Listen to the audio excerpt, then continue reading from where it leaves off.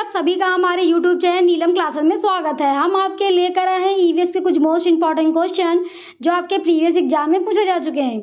हम उन्हीं क्वेश्चन को डिस्कस करेंगे जो आपके एग्जाम में आपको देखने को मिलेंगे। तो आज हम ईवीएस में एनसीईआरटी के क्वेश्चन डिस्कस करेंगे।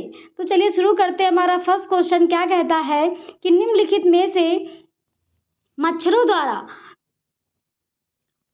फैलने वाले दो रोगों के युगल जोड़े को चुनिए। क्या कह रहा क्वेश्चन हमारा कि निम्नलिखित में से मच्छरों द्वारा फैलने वाले दो रोगों के युगल जोड़े को चुनिए, यानी कि जो मच्छरों से फैलते हैं उस जोड़े को आपको बताना है।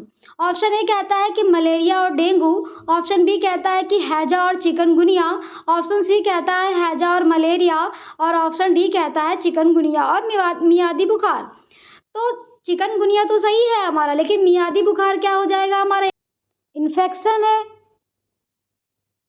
तो ये हमारा इनकरेक्ट हो जाएगा, मच्छर से नहीं फैलता। ऑप्शन सी कहता है कि हैजा और मलेरिया, तो मलेरिया तो हमारा सही है, लेकिन जो हैजा है वो दूषित पानी से फैलता है, तो ये भी इनकरेक्ट है।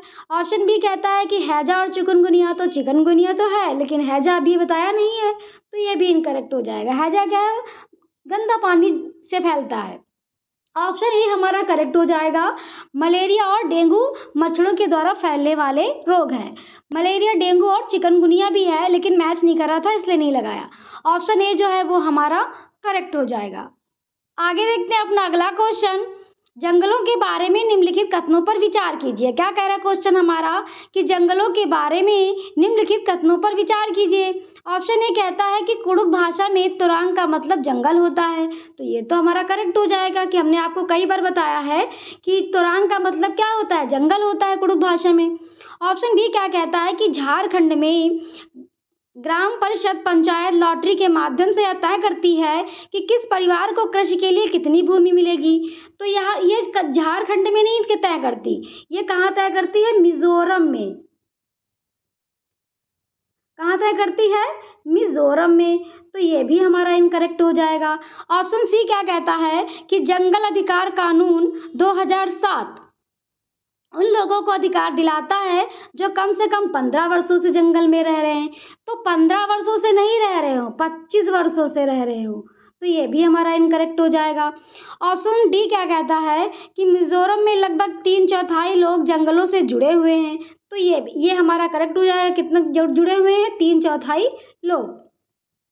तो ऑप्शन ए हमारा करेक्ट है और ऑप्शन डी हमारा करेक्ट है, लेकिन जो हमने इंपॉर्टेंट पॉइंट जो बताए हैं वो भी करेक्ट कर लीजिएगा आप लोग। तो ऑप्शन ए और डी हमारा करेक्ट हो जाएगा। अब हम ऑप्शन में देखेंगे तो ऑप्शन डी हमारा करेक्ट हो जाएगा, ए और डी हमारा सही था। आगे देख लेते हैं हम अपना अगला क्वेश्चन। गांव में यह देखना साधारण है कि महिलाएं अनाज में से भूसी कैसे निकालती हैं। इस विधि को कहा जाता है। क्या कह रहा क्वेश्चन हमारा कि गांव में यह देखना साधारण है कि महिलाएं अनाज में से भूसी कैसे निकालती हैं, इस विधि को कहा जाता है। तो इस विधि को क्या कहा जाता है। ऑप्शन ए कहता है छानना, ऑप्शन बी कहता है हाथ से चुनना, ऑप्शन सी कहता है निष्पादन यानी कि फटकना और ऑप्शन डी कहता है थ्रेशिंग यानी कि गहना। तो ऑप्शन सी जो है वो हमारा करेक्ट हो जाएगा कि क्या बोलते हैं इसको, निष्पादन यानी कि फटकना। जैसे कि आप इमेज में देख रहे हैं कि ये जो महिला है वो क्या कर रही है, फटक रही है, यानी कि क्या करती है, वो अनाज से भूसी निकालती हैं। इसको क्या कहते हैं, निष्पादन यानी कि फटकना कहते हैं। आगे देखते हैं अपना अगला क्वेश्चन। निम्नलिखित कथनों को पढ़िए तथा सही विकल्प का चयन कीजिए। क्या कह रहा क्वेश्चन हमारा कि निम्नलिखित कथनों को पढ़िए तथा सही विकल्प का चयन कीजिए। अभिकथन क्या कहता है, यानी कि एजर्सन क्या कहता है कि दाब लगाने पर गैस को आसानी से संपीड़ित किया सकता है। क्या कह रहा है कि अभिकथन एजर्सन क्या कहता है कि दाब लगाने पर गैस को आसानी से संपीड़ित किया सकता है। तो ये तो हमारा क्या हो जाएगा, करेक्ट हो जाएगा कि बात सही कह रहा है कि वो, जैसे कि एग्जाम्पल सीएनजी जो चलती है, गैस होती है जिसको सीएनजी की फुल फॉर्म क्या होती है, कंप्रेस्ड नेचुरल गैस, जो ऑटो या गाड़ियों या कार वगैरह में भराते हैं जैसे, तो उससे क्या होता है कि अगर प्रेशर अच्छा होता है तो ज़्यादा गैस भर जाएगी उसके सेंटर में जो गाड़ी में लगा होता है, और अगर प्रेशर अच्छा नहीं है तो ज़्यादा गैस नहीं भर पाएगी, क्योंकि प्रेशर क्या करेगा, कंप्रेस्ड करेगा उसको ना, तो ये क्या हो जाएगा हमारा सही हो जाएगा। अब कारण यानी कि रीजनिंग क्या कहता है कि जब हम किसी गैस पर दाब लगाते हैं तो गैसीय कणों के बीच अंतराणुक स्थान कम हो जाता है और यह आसानी से संपीड़ित हो जाता है। क्या कह रहा है रीजनिंग हमारा? कारण क्या कह रहा है कि जब हम किसी गैस पर दाब लगाते हैं तो गैसीय कणों के बीच अंतराणुक स्थान कम हो जाता है और यह आसानी से संपीड़ित हो जाता है। तो ये भी हमारा करेक्ट है। यानी कि क्या कह रहा है, जो अंतराणुक होते हैं उनका स्थान जो क्या हो जाएगा, कम हो जाएगा। क्योंकि क्या कैसे कम हो जाएगी, जब हम प्रेशर से दबा रहे होंगे तो ज़्यादा गैस आ जाएगी ना, तो क्या हो जाएगा, ये हमारा करेक्ट हो जाएगा। तो हमारा अभी कथन भी सही है और हमारा कारण भी सही है और व्याख्या भी कर रहा है। तो ऑप्शन ए जो है वो हमारा करेक्ट हो जाएगा कि ए और आर दोनों सही है और आर ए की सही व्याख्या करता है। आगे देखते हैं अपना अगला क्वेश्चन, बीजों का अंकुरण किसकी अनुपस्थिति में होता है। क्या कह रहा है क्वेश्चन हमारा कि बीजों का अंकुरण किसकी अनुपस्थिति में होता है। तो ऑप्शन ए कहता है सूर्य का प्रकाश, ऑप्शन बी कहता है वायु, ऑप्शन सी कहता है नमी और ऑप्शन डी कहता है मध्यम ताप। तो ऑप्शन जो ए है वो हमारा करेक्ट हो जाएगा, सूर्य का प्रकाश। जैसे कि आप इमेज में देख रहे हैं, ये क्या है, अंकुरित हुए बीज है। तो किसकी अनुपस्थिति में होता है, सूर्य का प्रकाश। आगे देखते हैं अपना अगला क्वेश्चन, पौधे के संदर्भ में सही विकल्प की पहचान कीजिए। क्या कह रहा क्वेश्चन हमारा कि पौधे के संदर्भ में सही विकल्प की पहचान कीजिए। ऑप्शन ए कहता है कि पौधे भू संरक्षण को रोकते हैं, तो ये हमारा क्या हो जाएगा, करेक्ट हो जाएगा। पौधे क्या करते हैं, भू संरक्षण को रोकते हैं बढ़ने में। ऑप्शन बी क्या कहता है कि मृत एवं सूखी पत्तियां उर्वरक एवं कीटनाशक बनाने के लिए उपयुक्त होती हैं, तो ये तो हमारा इनकरेक्ट है। ऑप्शन सी कहता है कि पशु पौधों को आश्रय प्रदान करते हैं, तो पशु पौधों को आश्रय थोड़ी ना प्रदान करते, ये हमारा इनकरेक्ट है। ऑप्शन डी क्या कहता है कि पौधे हमें बीज प्रदान करते हैं जिनमें से कुछ खाए जाते हैं, तो ये भी करेक्ट है। क्योंकि क्या करते हैं, पौधे कुछ ऐसे बीज प्रदान करते हैं जिनको हम क्या करते हैं, खाते हैं। तो ऑप्शन ए है हमारा करेक्ट और ऑप्शन डी हमारा करेक्ट हो जाएगा। अब हम ऑप्शन में देखते हैं, जिसमें हमारा ए और डी होगा वो करेक्ट हो जाएगा। तो ऑप्शन डी जो है वो हमारा करेक्ट हो जाएगा। ए तथा डी पौधे के बारे में सही था। आगे देखते हैं अपना अगला क्वेश्चन, दिल्ली से मुंबई यात्रा करते हुए गौरवजानी निम्नलिखित राज्यों में से किन छोटे छोटे राज्यों से गुजरेंगे। क्या कह रहा है क्वेश्चन हमारा कि दिल्ली से मुंबई यात्रा करते हुए गौरवजानी निम्नलिखित राज्यों में से किन छोटे छोटे राज्यों से गुजरेंगे। तो हम मैप में पहले देखेंगे कि किस राज्य से गुजरेंगे। कहाँ से गुजरना है, दिल्ली से मुंबई। तो ये यहाँ पे हमारा दिल्ली है, दिल्ली से कहाँ आना है, मुंबई, ये हमारा मुंबई है। तो क्या करेंगे, पहले हम कहाँ आएंगे, राजस्थान से गुजरात से कहाँ आएंगे, महाराष्ट्र।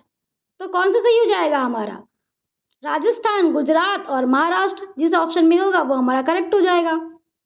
अब हम ऑप्शन में देखेंगे तो ऑप्शन ए कहता है कि महाराष्ट्र, राजस्थान और हरियाणा। तो महाराष्ट्र राजस्थान तो था लेकिन हरियाणा नहीं था, तो ये हमारा इनकरेक्ट हो जाएगा। ऑप्शन बी कहता है कि गुजरात, महाराष्ट्र और राजस्थान। तो ऑप्शन बी जो है वो हमारा करेक्ट हो जाएगा कि गुजरात, महाराष्ट्र और राजस्थान हमारा सही था। आगे देखते हैं अपना अगला क्वेश्चन, उन आदिवासी वर्गों की पहचान कीजिए जो हिमाचल प्रदेश भारत के मूल निवासी हैं। क्या कह रहा है कि उन आदिवासी वर्गों की पहचान कीजिए जो हिमाचल प्रदेश भारत के मूल निवासी हैं, यानी कि उस जनजाति कौन सी है जो हिमाचल प्रदेश की है। तो ऑप्शन ए कहता है संथाली जनजाति। तो संथाली जनजाति क्या होती है, भारत के पूर्वी राज्य में पाया जाता है, जैसे झारखंड है, असम, बिहार, पश्चिम बंगाल। ऑप्शन बी क्या कहता है, गद्दी जनजाति। तो ऑप्शन बी जो है वही हमारा करेक्ट हो जाएगा क्योंकि हिमाचल प्रदेश में कौन सी जनजाति होती है, गद्दी जनजाति। ऑप्शन सी क्या कहता है, गोंडा जनजाति। तो गोंडा जनजाति कौन सी होती, कहाँ पाई जाती है, तो ये कहाँ पाई जाती है, छत्तीसगढ़ और महाराष्ट्र, मध्य प्रदेश में पाई जाती है। और ऑप्शन डी क्या कहता है, साहबिया जनजाति। तो साहबिया कहाँ होती है, मध्य प्रदेश और राजस्थान में। लेकिन यहाँ पूछा था हिमाचल प्रदेश, तो ऑप्शन बी जो है हमारा करेक्ट हो जाएगा। आगे देखते हैं अपना अगला क्वेश्चन, आहारी रेशों के विषय में निम्नलिखित में से कौन सा कथन सत्य नहीं है। क्या कह रहा क्वेश्चन हमारा, आहारी रेशों के विषय में निम्नलिखित में से कौन सा कथन सत्य नहीं है। निगेटिव यहाँ पे वो पूछ रहा है। आहारी रेशे क्या होते हैं, पौधे से प्राप्त ऐसे खाद्य पदार्थ जो मानव शरीर द्वारा पचाए नहीं जा सकते लेकिन पाचन क्रिया के को क्या करते हैं, सुचारू बनाने के लिए बहुत महत्वपूर्ण भूमिका निभाते हैं। जैसे क्या होते हैं, फल, सब्जियां, अनाज, दालें, ये सब क्या होते हैं, आहारी रेशे होते हैं। तो उसी में कह रहा है कौन सा नहीं है। तो ऑप्शन ए कहता है कि हमारे शरीर को अपचित भोजन से छुटकारा पाने में मदद करते हैं। तो अभी हमने आपको बताया कि क्या करते हैं, तो ये करेक्ट है, क्योंकि क्या करते हैं, अपचित जो भोजन है उसको पचाने में मदद करते हैं, भोजन से छुटकारा पाने में। ऑप्शन बी क्या कहता है, इसको क्या बोलते हैं, रुक्षांश भी बोलते हैं, तो ये भी हमने आपको बताया। ऑप्शन सी क्या कहता है कि हमारे शरीर को पोषण देते हैं, तो ये हमारे शरीर को पोषण नहीं देते, ये हमारा इनकरेक्ट हो जाएगा। ऑप्शन डी क्या कहता है कि मुख्यतः पौधों द्वारा प्राप्त किए जाते हैं, तो ये भी हमने आपको बताया क्या करते हैं, पौधों द्वारा प्राप्त किए जाते हैं। तो जो गलत है वही सही है, क्योंकि पूछा ही गलत था। तो ऑप्शन सी जो है वो हमारा मतलब करेक्ट हो जाएगा, क्योंकि निगेटिव ही पूछ रहा था। जो गलत है वही सही है, ऑप्शन सी जो है वो हमारा करेक्ट हो जाएगा। आगे देखते हैं अपना अगला क्वेश्चन। जीवों में संबंध, जबकि एक जीव को सहचर्य से लाभ होता है और दूसरे को हानि होती है, कहा जाता है। क्या कह रहा है कि जीवों में संबंध, जबकि एक जीव को सहचर्य से लाभ होता है और दूसरे को हानि होती है, कहा जाता है। यानी कि यहाँ पे कह रहा है कि एक को लाभ हो रहा है और दूसरे को हानि हो रही है। जैसे कि एग्जाम्पल, अगर हमें मच्छर काट रहे हैं तो मच्छर को बेनिफिट मिल रहा है क्योंकि वो हमारा खून चूस रहे हैं, और हमें क्या हो रहा है कि हम बीमार हो रहे हैं। तो मच्छर को बेनिफिट हुआ ना, हमको नहीं हुआ, वही यहाँ पे बात कर रहा है। तो ऑप्शन ए कहता है कि सहजीवी। तो सहजीवी नहीं होगा। सहजीवी में क्या होता है, हमने आपको बगुला और भैंस वाला एक क्वेश्चन बताया था, तो उसमें हमने आपको बताया था कि बगुला भैंस पर बैठता है तो क्या होता है, तो वो सहजीवी होता है। उसमें होता क्या है कि जब भैंस के ऊपर जो कीड़े होते हैं वो बगुला खा लेता है, तो उससे बगुला को लाभ होता है। और जो भैंस होती है, उसके कीड़े जब जो काट रहे होते हैं वो, तो भैंस को क्या मिल जाता है, खा लेता है, तो भैंस को राहत मिल जाती है। वहाँ पे क्या स्थिति थी कि दोनों को लाभ मिल रहा था। यहाँ पे क्या है, एक को लाभ मिल रहा है, तो ये हमारा इनकरेक्ट है। ऑप्शन बी क्या कहता है, सरोपकारिता। तो सरोपकारिता की तो कोई बात हो नहीं रही। ऑप्शन सी कहता है प्रतियोगिता, तो प्रतियोगिता की भी कोई बात नहीं हो रही। ऑप्शन डी कहता है परजीवी। तो ऑप्शन जो डी है वो हमारा करेक्ट हो जाएगा, क्योंकि परजीवी में क्या होता है, यही होता है कि एक को वहाँ पे लाभ होता है, दो एक को हानि होगी और एक को लाभ होगा। यानी कि मच्छर ने हमको काटा तो हमको क्या है, हानि हो रही है, मच्छर को लाभ हो रहा है। तो ऑप्शन जो डी है वो हमारा करेक्ट हो जाएगा। आगे देखते हैं अपना अगला क्वेश्चन। एक सांस्कृतिक उत्सव में श्रुति ने महाराष्ट्र की एक पारंपरिक साड़ी पोशाक पहनी थी जिसका नाम था। क्या कह रहा क्वेश्चन हमारा कि एक सांस्कृतिक उत्सव में श्रुति ने महाराष्ट्र की एक पारंपरिक साड़ी यानी कि पोशाक पहनी थी जिसका नाम क्या था। तो महाराष्ट्र की जो साड़ी है पोशाक, उसका नाम क्या है। ऑप्शन ए कहता है कि बनारसी, ऑप्शन बी कहता है कि नवारी, और ऑप्शन सी कहता है कलमकारी, और ऑप्शन डी कहता है जामदानी। तो आज जैसा कि आप इमेज में देख रहे हैं, ये महिला पहने हैं, महाराष्ट्र की हैं, ये कैसी साड़ी पहने हैं, नवारी। कौन सी साड़ी पहने हैं, नवारी साड़ी पहने हैं। तो ऑप्शन बी जो है वो हमारा करेक्ट हो जाएगा। महाराष्ट्र की जो पारंपरिक साड़ी की पोशाक है वो क्या है, नवारी। ऑप्शन बी हमारा करेक्ट है। आगे देखते हैं अपना अगला क्वेश्चन।